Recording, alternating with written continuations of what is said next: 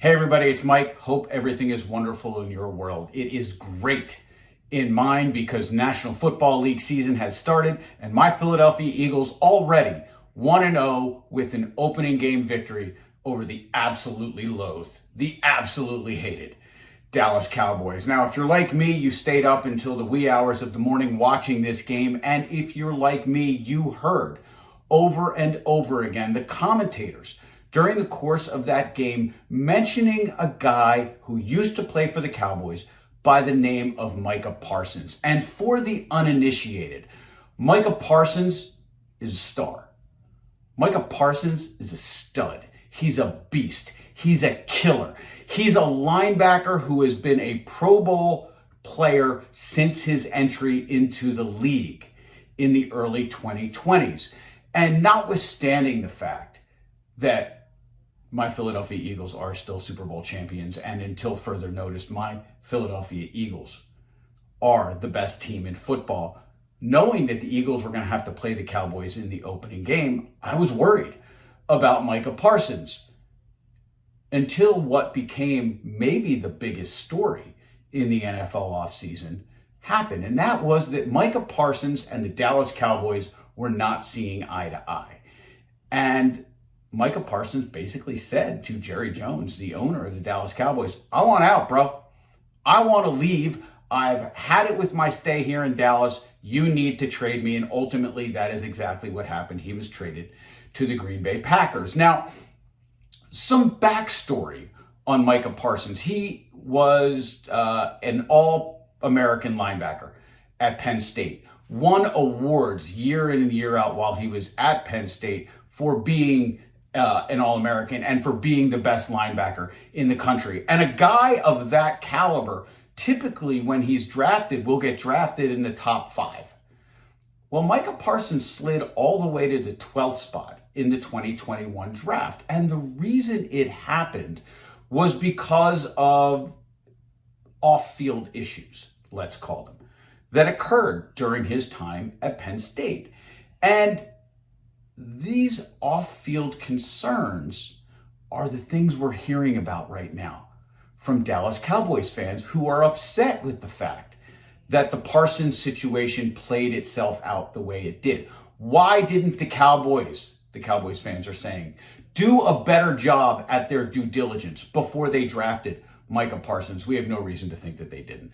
Why didn't the Cowboys do a better job with their background checks prior to drafting Micah Parsons 12th overall in the 2021 draft? And we have no reason to think that they didn't. But this conversation about background checks is becoming more and more pervasive, not only in the context, obviously, of a would-be draftee in the National Football League, but with respect to private employers as well. So let's talk about background checks. And what I want to focus on primarily are criminal background checks and credit checks. And please don't hear me as saying Micah Parsons engaged in any criminal activity, that there are any problems with his credit. I want to talk about these with the backdrop of this Micah Parsons situations. And before we get into the details of criminal background checks and talking about credit checks, there's a phrase I want you to be familiar with. And it is the phrase that comes up over and over again in dealing with criminal background checks. And that is that if you are going to disqualify a candidate from a role, absent there being state or federal regulations that dictate you can do it for other reasons, generally speaking, the only way you can consider a criminal conviction is if that conviction is job-related and consistent with business necessity. We'll talk about what that means in a little bit more detail in a few moments. But again, unless your organization is bound by state or federal regulations that require you to disqualify or permit you to disqualify a candidate based on a list of types of convictions, you are not permitted to do so. And before we get to convictions, let's start with arrests. And let me say this as clearly as I can. You cannot consider an arrest when making a decision of whether to hire someone or to continue someone's employment. An arrest is an allegation. An arrest is an averment of wrongdoing. There has been no proof. So there's been no establishment of criminal behavior or criminal conduct with an arrest. All there are allegations. And we all know that there are an awful lot of people who get arrested for really bad reasons or really inappropriate reasons all the time. Arrests are non-events. They are allegations, they are averments, they have not established criminal behavior in any way. Because of that, there is no job relatedness. There is no consistency with business necessity, which is to say an arrest cannot be considered in making a job decision. What you can do if an employee, if a candidate is arrested, is you can conduct your own independent investigation and rely on the facts which you discovered during the course of that investigation to make a determination as to whether you want to hire or whether potentially you want to retain or terminate. An existing employee cannot consider an arrest, can consider facts you discover while conducting your own independent investigation. Now, if you're going to conduct your own independent investigation, my general approach is I want to stay as far away from, for example, a police report as I can. Because the closer I get to the police report, the closer I get to the allegations or the averments in that report, the more it looks like I'm relying on that arrest to make the determination. Again, cannot consider an arrest. It is an allegation. It is an averment. There has been no predicate. There has been no establishment of criminal conduct. What you can do is rely on your own independent investigation and the facts derived from that investigation. Now, let's talk about convictions. And let's start here, folks.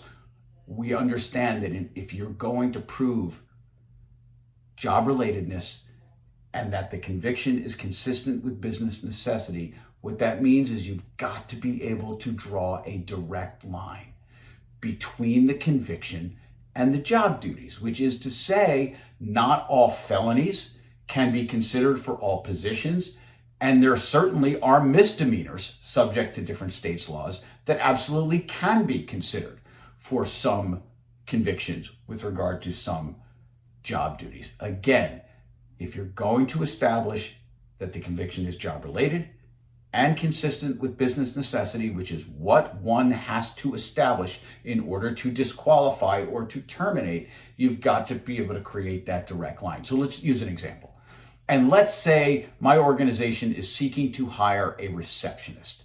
And one of the candidates who we are considering for this position, after we have made a conditional offer of employment, we discover that this candidate has a DUI conviction from 18 months ago.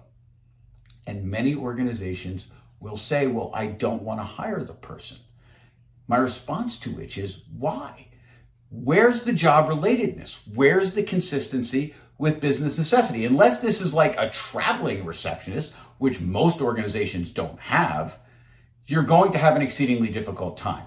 Now, what if instead the position you were seeking to hire was an outside salesperson or another kind of job where their ability to operate a motor vehicle safely is an essential function of the job? Might that DUI conviction from 18 months ago be relevant? I think there's a pretty good argument that it is. Not all felonies equate to all positions the same way. And what some people might say with regard to the receptionist candidate, well, I don't want to hire that person. And of course, this is not just limited to the receptionist candidate. This kind of contention comes up all the time. I don't want to hire that candidate who has the conviction because that person has exercised what? Bad judgment. Folks, bad judgment ain't gonna be enough to prove job relatedness and consistency with business necessity. First of all, who among us hasn't exercised bad judgment, right? Like, who hasn't done it today? We've all exercised bad judgment at some point in our lives. I am married to a felon. My wife, Jamie, is a felon. Now, she's an expunged felon, but she is a felon nonetheless. We debate about this all the time. Because when my wife was 19 years old, She went to the Broward County DMV with her older sister's driver's license information and tried to obtain a boat license, which had a hologram and everything. She wanted to try to get a fake ID. What her older sister had not informed her at the time that Jamie went to the DMV was that her older sister had already given her information to someone else. And when I tell you I would give just about anything to have watched this situation go down, she was convicted of a felony for trying to obtain a fake ID. Now, DUI in most situations in Florida is a misdemeanor. I'm not sure how that math works. But would anybody argue that she exercised bad judgment? I don't think that you would. Should she never be able to work again because of this lapse in judgment? And by the way, a lapse in judgment that happened when she was 19 years old, it's a little too Jean Valjean, isn't it? The punishment doesn't really fit the crime. Once again, if we are going to establish a basis upon which to disqualify somebody based on a criminal conviction, not to hire or to terminate, we have to prove the conviction was job-related and consistent with business necessity. We have to be able to draw that direct line between the job duties and the convictions. And I work with a lot of organizations on these issues, and there are still criminal background check organizations that will provide to an organization almost a checklist. This conviction is a green light, meaning you can go forward. This conviction is a yellow light, which means you need to pause. This conviction is a red light, which means you cannot hire. Those don't work. Not only do they not work, they are wildly bad evidence. If you ever were to get sued for discrimination based on a disqualification of a hire or a termination, because what that document shows is that inconsistent with what the EEOC requires, which is an individualized assessment, making sure we recognize the facts and the circumstances of the specific situation, what this kind of a chart shows is that you have per se rules. Certain convictions result in disqualification. Can't happen. Again, as I mentioned earlier, absent a federal or state mandate to the contrary, you cannot simply say conviction X will lead to disqualification, conviction Y will lead to termination. We have to engage in this individualized assessment. We have to determine whether the conviction is job-related and consistent with business necessity. And the fact that the individual exercised bad judgment simply is not going to get the job done. Credit checks. I will tell you, I am not a big fan of credit checks. And I understand there are certain positions for which credit checks arguably make sense. High-level finance positions, CFO, controller. Outside of that, I just don't know that they show what you think they are designed to show. Because what are they designed to show? The fact that somebody is trustworthy with money. Folks, it is sort of beyond debate that the disqualification based on credit checks have an adverse impact on women and on people of color. And folks, you show me 10 people who have gone through an acrimonious divorce, and I will show you 8 people with bad credit. And it has absolutely nothing to do with their trustworthiness. It has absolutely nothing to do with their responsibility in handling money. Be very, very careful when employing the use of credit checks. Again, absent limited circumstances, I don't like their use. Criminal background checks, I think, make sense.